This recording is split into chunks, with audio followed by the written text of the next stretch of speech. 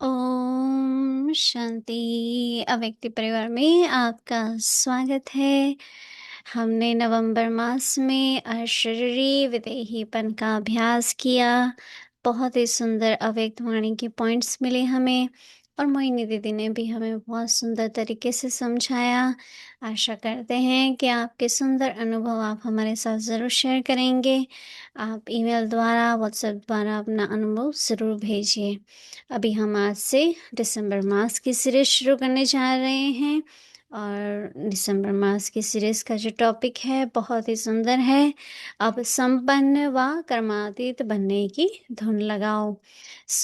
ये सीरीज भी चलेगी और साथ साथ हमने जैसे 2 दिन से बता रहे हैं कि हम अपना हैप्पी वर्ल्ड ऑफ अव्यक्ति चिल्ड्रन भी शुरू करने जा रहे हैं।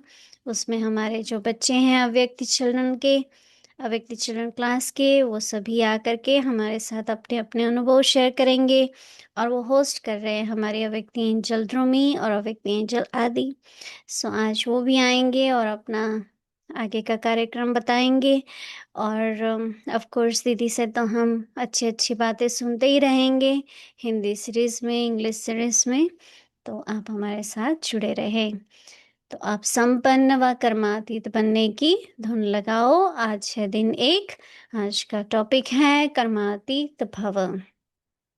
अव्यक्त इशारे निराकारी स्वरूप की मुख्य शिक्षा का वरदान है। कर्मातीत भव आकारी स्वरूप अथवा फरिश्तेपन का वरदान है। डबल लाइट भव डबल लाइट अर्थात सर्व कर्म बंधनों से हल्के और लाइट अर्थात सदा प्रकाश स्वरूप में स्थित रहने वाले। ऐसे डबल लाइट रहने वाले सहज कर्मातीत स्थिति को प्राप्त कर सकते हैं। तो सेवाओं में आते अभी यह धुन लगाओ कि मुझे संपन्न व कर्मातीत बनना ही है। अभी हम मोहिनी दीदी से सुनेंगे। ओम शांति। सभी खुश राजी मौज में हैं। आज तो कितना सवेरे अव्यक्त बाप दादा की मुरली सुनी। श्रेष्ठ भाग्यशाली भाग्य विधाता ने हमें भाग्य दिया है। कितनी प्राप्ति है संगम युग पर, क्या क्या अनुभव हैं। तो होमवर्क है, लिखो कितने खजाने, कौन कौन से खजाने। तो बाबा की मुरली सवेरे बहुत बहुत ही शिक्षादायक थी और हम सभी को वो होमवर्क भी करना है। हमें जो भी बाबा इशारा दे रहे हैं अव्यक्ति कर्मातीत भाव, धुन लगाओ कर्मातीत बनने की। तो कर्मातीत की भी देखो, अभी अभी हमने दादियों की सुनी, अलग अलग परिभाषा है। एक है कि देख, ये कर्म इंद्रिय, क्या हम उसके मालिक हैं? मैं निराकारी आत्मा हूँ। ये कर्म इंद्रिय मुझे कर्म के लिए मिली है। कर्म तो मुझे करना है पर बंधन नहीं। कोई भी तरह की आदत हमें खींचती है, पता नहीं पड़ता है कि वो जरूरत है या आदत है।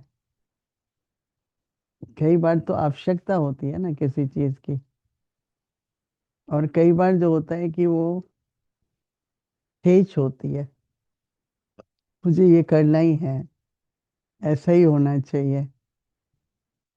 तो वो कर्म बंधन हो जाता है।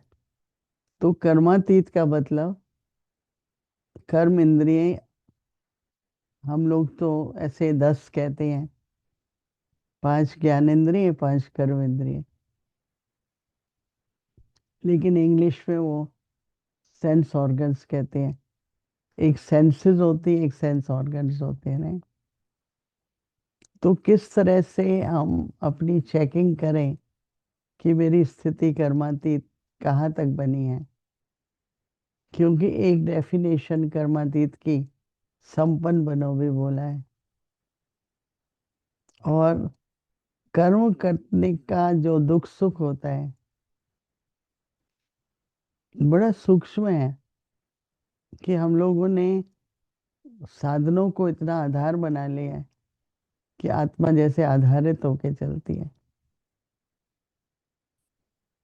बाबा कहता है कंफर्टेबल भी रहो, परंतु वो कंफर्टेबल होते होते जैसे एक आदत भी बन जाती है।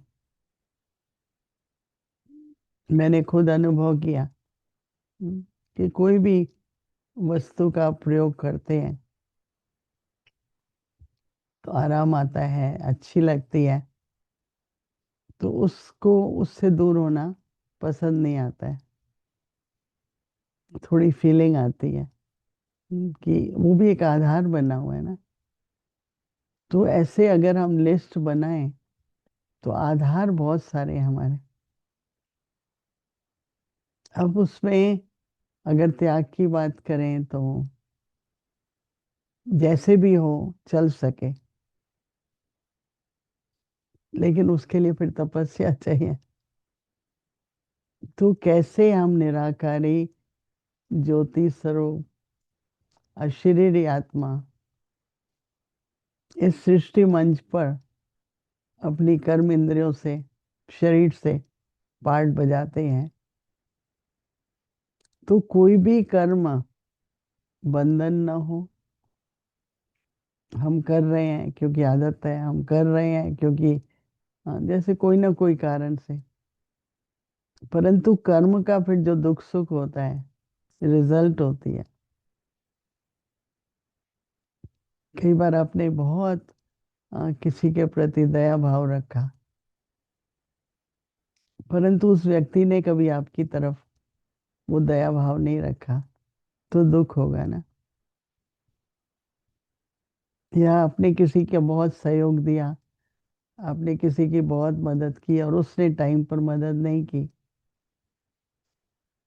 तो कितने संकल्प चल जाते हैं ना कि मैंने इतनी मदद की, मुझे तो मिली नहीं वो मदद। तो इस तरह से व्यवहारिक जीवन में ये रोज की बातें हैं।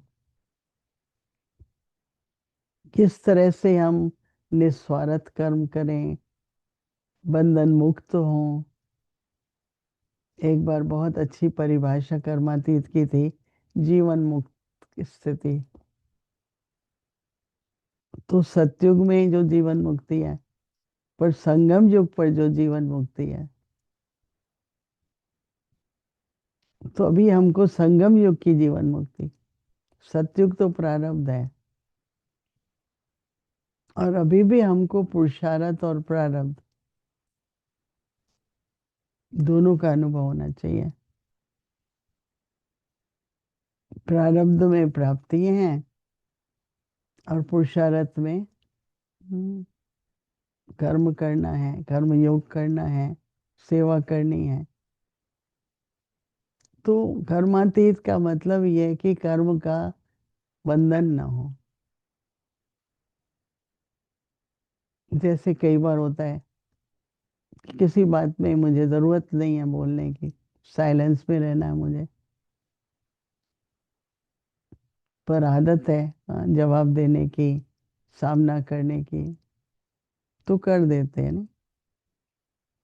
क्योंकि वो जिसको कहते हैं ना कर्म इंद्री शांत नहीं रह पाती उस टाइम, भाई चुप रहो, चलो साइलेंस में रहो, जवाब देने की जरूरत नहीं है। तो ऐसे अगर हम नोट करेंगे दिन भर में कि कर्म इंद्रियां हमको कितना अपने वश में रखती हैं, हम आधारित हैं, कितने कर्म हमारे आदत से होते हैं, स्वस्मृति से नहीं होते। तो इसलिए जो बाबा हमको कहते हैं कि अनादि और आदि स्वरूप, तो बार बार शांत स्वरूप हूँ, प्रेम स्वरूप हूँ, आनंद स्वरूप हूँ, संगठन में रहते हुए कर्म करते हुए अपने अनादि स्वरूप, जिसको अशरीरी स्थिति कहेंगे, तो वो स्मृति अगर हम दिलाते रहें अपने को दिन भर, तो जो भी कर्म होगा वो बंधन से नहीं होगा। क्योंकि अगर एक कर्म बंधन से होता है, फिर और आगे नहीं, बंधन पे बंधन चलता रहता है। एकदम हम न्यूट्रल होकर के अपने अनादि कोई गुण को लेकर के, चाहे हमारी वो स्मृति है, वृत्ति है, चाहे दृष्टि है, चाहे कर्म है,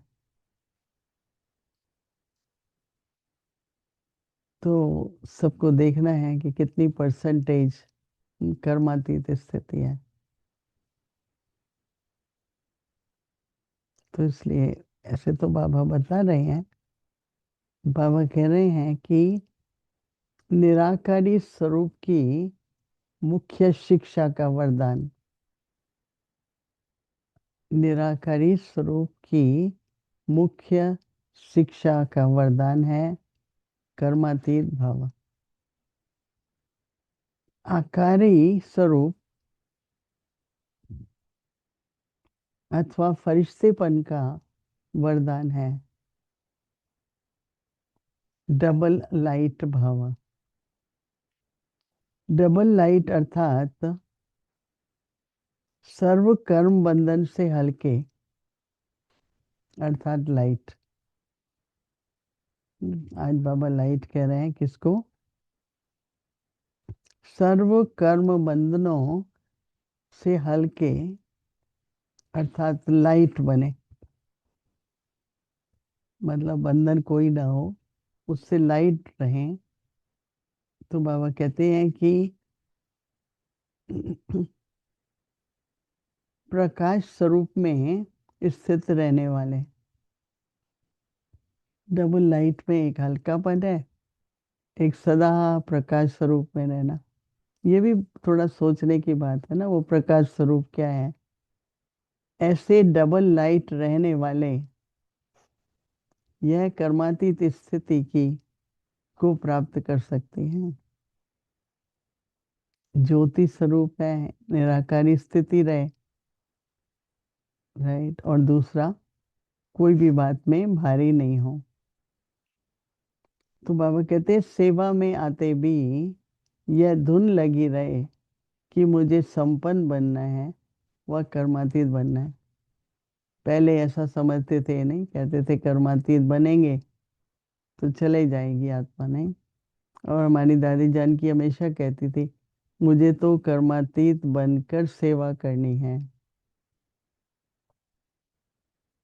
तो जब हम सेवा कर रहे हैं तो अधीन नहीं होंगे किसी बात के। मेरे ख्याल से ये काफी सूक्ष्म और गहरी स्टडी है, और ऐसी स्थिति है जिसमें न्यारापन रहेगा। कई बात सुनते हैं, कोई बात देखते हैं, कोई बात, हाँ, तो वो जो रिएक्शन हो जाता है ना, वो नहीं होगा। न्यारे रहेंगे, सुनेंगे भी, देखेंगे भी, और जो उसका रेस्पॉन्स देंगे वो अनादि स्वरूप से देंगे। तो वो न्यूट्रल हो जाता है ना, जैसे जिसको अकर्मी जीवन कहते हैं। एक सुकर्म है, एक विकर्म है, और एक अकर्म है। तो सत्युगी जीवन अकर्मी जीवन है ना, जहाँ पर कर्मों के फल से नहीं, पर जो संगम युग पर हमने संस्कार बनाए हैं उसके आधार से हम अपना पार्ट बजाते हैं। तो अकर्मी जिसमें कर्मों का बंधन न पिछला है न अभी बनेगा, तो वो जिसको न्यूट्रल कहते हैं। पर न्यूट्रल का मतलब, तो ये सारी बातों पर सबको विचार सागर मंथन भी करना है, अभ्यास भी करना है, अटेंशन भी देनी है। तो ये बात हमारा दिसंबर का कर्मातीत बनने की धुन रहे, अर्थात कर्मातीत भाव। तो उस स्थिति पर ध्यान देने से मैं समझती हूँ कि हमको पता लगेगा कि क्या परसेंटेज है मेरी कर्मातीत स्थिति की। क्योंकि यहाँ तो एक एक सेकंड में, एक एक मिनट में परिस्थिति आती है और स्थिति का पता चलता है। फिर स्थिति बनाते हैं, फिर हलचल होती है। पर अटेंशन देने से कम होता जाएगा आधार। जितना निराधार बनेंगे, मालिक बनेंगे। यज्ञ में हमने देखा ब्रह्मा बाबा के समय बहुत था, यज्ञ में जब सभी समर्पित होके आए, फिर धीरे धीरे बहुत तरह के विघ्न आए। कभी खाने को नहीं है, कभी रहने की जगह नहीं है, कभी सोने के लिए बिस्तर नहीं है। सब परीक्षाएं उन्होंने पार की, तभी दादी अपनी कर्मातीत स्थिति को प्राप्त की। तो इसलिए मनन करिए, अभ्यास करिए। और अभी हम 2 मिनट के लिए उस अभ्यास पे रह करेंगे। ओम शांति।